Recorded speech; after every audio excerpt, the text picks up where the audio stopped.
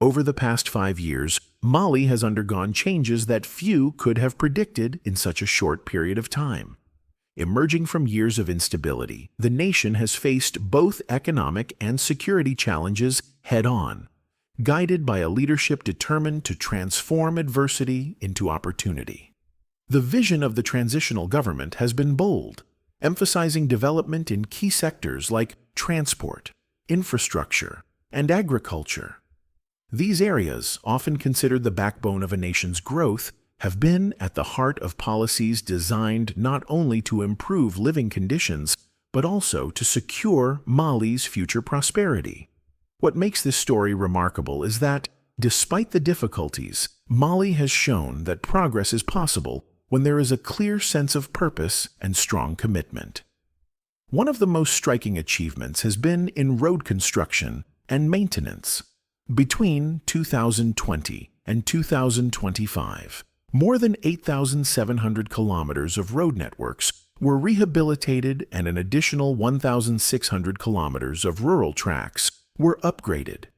For a country where poor connectivity has long hampered trade, education, and health services, this development is transformative. Roads are far more than stretches of asphalt. They serve as lifelines that connect farmers to markets, children to schools, patients to healthcare, and entire communities to opportunity. Every kilometer of road completed symbolizes a step toward national integration and economic growth. It is also a reassurance to citizens that development is not a distant dream, but something unfolding before their eyes. This progress in connectivity was driven by a new spirit of modernization within the Ministry of Transport and Infrastructure. Under the guidance of Dembele Madina Sissoko, the ministry moved beyond traditional road projects and embraced innovation. A landmark reform was the introduction of Sigolo, a digital platform that revolutionized the way transport services operate. By digitizing payments, documentation, and other administrative processes, the system eliminated delays, reduced corruption, and enhanced transparency. What once took days could now be completed in hours, proving that technology can directly improve daily life. Mali's adoption of such digital tools demonstrated that the country was ready to embrace the modern age and lay the groundwork for smarter governance. Road safety was another priority. Far too often in Africa, progress in road construction is undermined by high accident rates, many of which are preventable. Mali recognized this challenge and responded with practical measures. Smart traffic lights, variable message boards, and redesigned intersections were introduced to reduce accidents. In addition, enforcement capacity was strengthened with the procurement of advanced speed radars, alcohol breathalyzers, and drug testing devices. These investments in safety infrastructure not only protect lives, but also underscore the seriousness of the government's approach to building a safer society. The aviation sector also witnessed a wave of modernization. Mali's airports, long in need of upgrades, began receiving significant attention.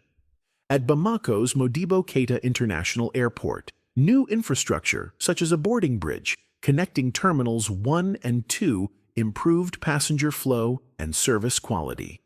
More importantly, Mali Airlines SA was created, giving the nation its own flag carrier once again and restoring pride in Malian skies.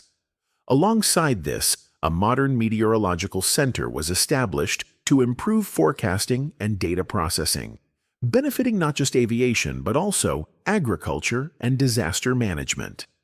Firefighting and rescue facilities at airports were strengthened as well, showing that safety was prioritized at every level. Taken together, these projects repositioned Mali's aviation sector as an important driver of both domestic travel and international connectivity. Beyond airports and national highways, regional and urban areas also benefited from ambitious projects. In Sikasso, for instance, a dual carriageway and viaduct were constructed, while urban roads totaling 10 kilometers were upgraded. The Kadiolo-Zégoua road link of over 32 kilometers boosted trade in the southern regions. In Bamako, critical roadworks eased traffic congestion. A new viaduct and dual carriageway were developed to link the third bridge with RN6, while other neighborhoods saw roads rehabilitated or expanded. These changes were not cosmetic. They significantly cut travel time, stimulated local economies, and uplifted communities long neglected by past projects. Major ongoing works, such as the expansion of the Bamako-Koulikoro Road and the rehabilitation of the Sandere Quays section along the Bamako-Dakar trade corridor, illustrate that development is still unfolding at a large scale. While transport and infrastructure projects dominated headlines, agriculture stood out as another defining achievement of this period. Understanding that food security forms the foundation of national sovereignty, the government placed unprecedented emphasis on supporting farmers. Cotton, one of Mali's flagship crops, became the centerpiece of this effort. The purchase price for cotton was raised to 300 CFA francs per kilogram, signaling to farmers that their labor was respected and rewarded. The results were impressive. Cotton and cereal production surged, with more than 11 million tons of cereals harvested in a single year. Targets for the 2025 campaign are equally ambitious, aiming for 11.7 million tons of cereals and 682,000 tons of cotton seeds. Supporting these goals required strong financial mechanisms. Nearly 79 billion CFA francs were mobilized through banking pools to secure seeds, fertilizers, and pesticides for farmers. Cotton producers received subsidized inputs, while cereal farmers benefited from over 34,000 tons of fertilizer supplied with international support. The distribution of seeds, from pre-basic to certified, ensured that productivity gains would be sustainable. Mechanization also advanced, with thousands of tractors, threshers, and irrigation pumps distributed to farmers. These tools allowed a departure from traditional, labor-intensive practices, increasing efficiency and yields.